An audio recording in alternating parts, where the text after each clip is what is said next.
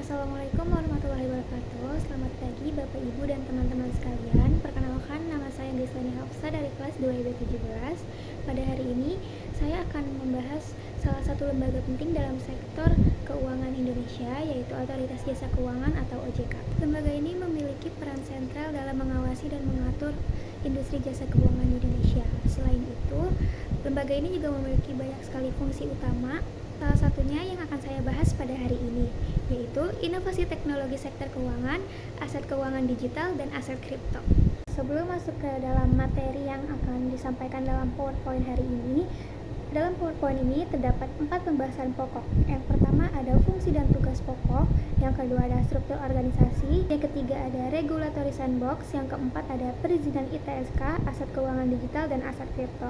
Oke, langsung saja kita ke pembahasan yang pertama, ada fungsi dan tugas pokok. Di sini yang pertama ada fungsi dari inovasi teknologi sektor keuangan, aset keuangan digital, dan aset kripto, yaitu sebagai penyelenggara sistem pengaturan dan pengawasan sektor inovasi teknologi sektor keuangan yang terintegrasi terhadap keseluruhan kegiatan di sektor jasa keuangan. Oke, selanjutnya di sini ada tugas pokoknya. Yang pertama yaitu melaksanakan pengembangan untuk mendukung pengaturan sektor ITSK, aset keuangan digital, dan aset kripto. Ini termasuk juga inovasi keuangan, aset keuangan digital, dan aset kripto syariah. Yang kedua, melaksanakan penyusunan pengaturan sektor ITSK, aset keuangan digital, dan aset kripto.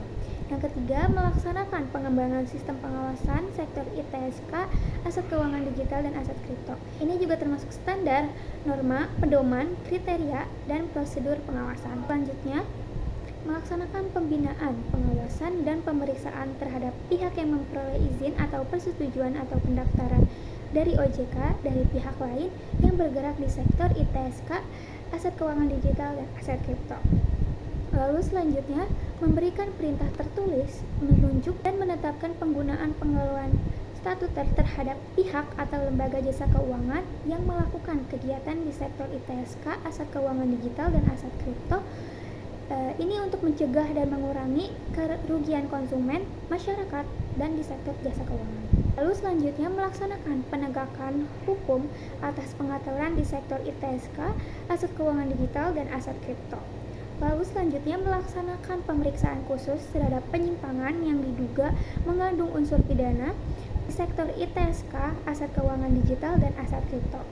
Selanjutnya melaksanakan pengendalian kualitas pengawasan di sektor ITSK, aset keuangan digital, dan aset kripto. Lalu melaksanakan protokol manajemen krisis sektor inovasi teknologi sektor keuangan, aset keuangan digital, dan aset kripto. Lalu juga memberikan bimbingan teknis kepada pelaku usaha dan evaluasi di sektor ITSK, aset keuangan digital, dan aset kripto. Lalu melaksanakan koordinasi perizinan dan pengawasan sektor ITSK, aset keuangan digital, dan aset kripto. Lalu selanjutnya melaksanakan koordinasi perizinan dan pengawasan sektor ITSK, aset keuangan digital, dan aset kripto di kantor regional dan kantor OJK. Lalu yang terakhir, melaksanakan tugas lain yang diberikan oleh Dewan Komisioner. Selanjutnya di sini ada struktur organisasi. Dalam struktur organisasi, kelompok spesialis layanan digital dan keamanan siber dan Departemen Pengawasan Inovasi Teknologi Sektor Keuangan, Aset Keuangan Digital, dan Aset Kripto dalam naungan Deputi Komisioner Pengawas Inovasi Teknologi Sektor Keuangan dan Aset Keuangan Digital dan Aset Kripto. Departemen Pengaturan dan Perizinan Inovasi Teknologi Sektor Keuangan, Aset Keuangan Digital, dan Aset Kripto itu dalam naungan Kepala Eksekutif Pengawasan Inovasi Teknologi Sektor Keuangan, Aset Keuangan Digital, dan Aset Kripto. Oke, selanjutnya yaitu regulatory sandbox. Yang pertama ada sandbox, yaitu ruang uji coba atau pengembangan sarana dan mekanisme untuk memfasilitasi uji coba atau pengembangan yang disediakan oleh OJK untuk menilai kelayakan dan keandalan ITSK. Ini bertujuan untuk memastikan inovasi dan pengembangan teknologi di sektor keuangan dilakukan secara bertanggung jawab dengan pengelolaan risiko yang baik. Peserta sandbox ini merupakan lembaga jasa keuangan atau non-LJK yang telah mendapatkan persetujuan dari OJK.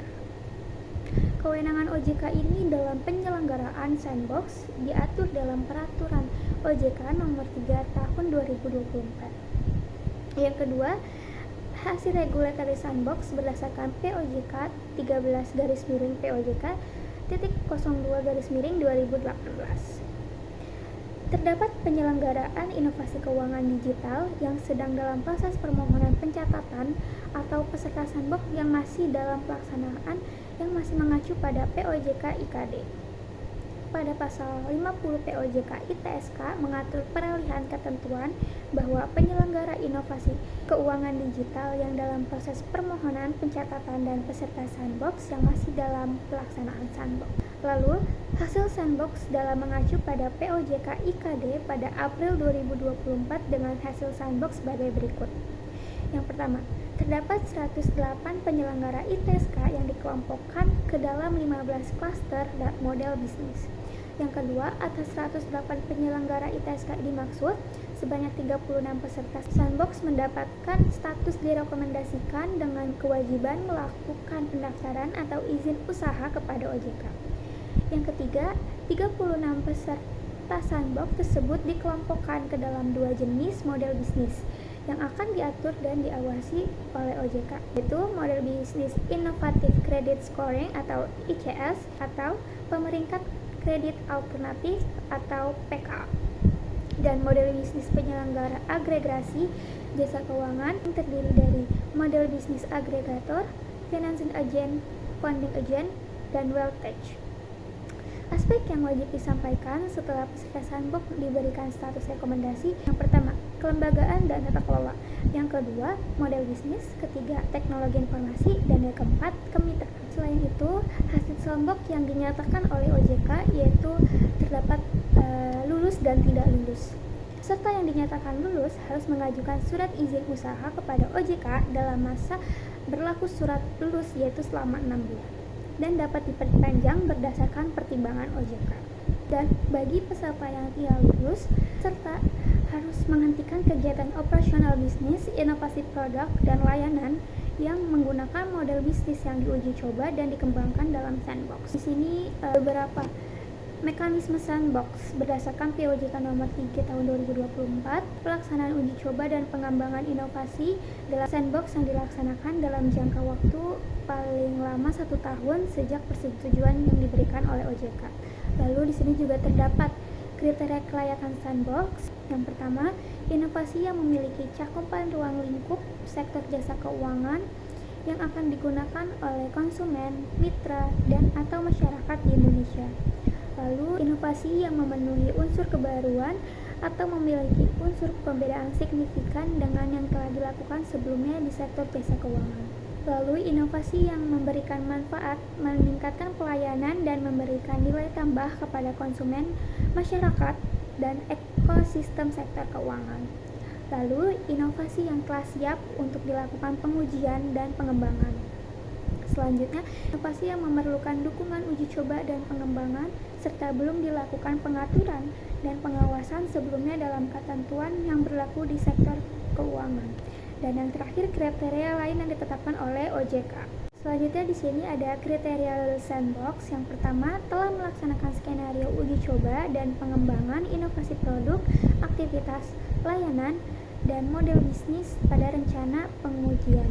Yang kedua, hasil pengujian skenario uji coba ini telah menunjukkan keberhasilan yang tercermin dari pencapaian indikator kerja utama.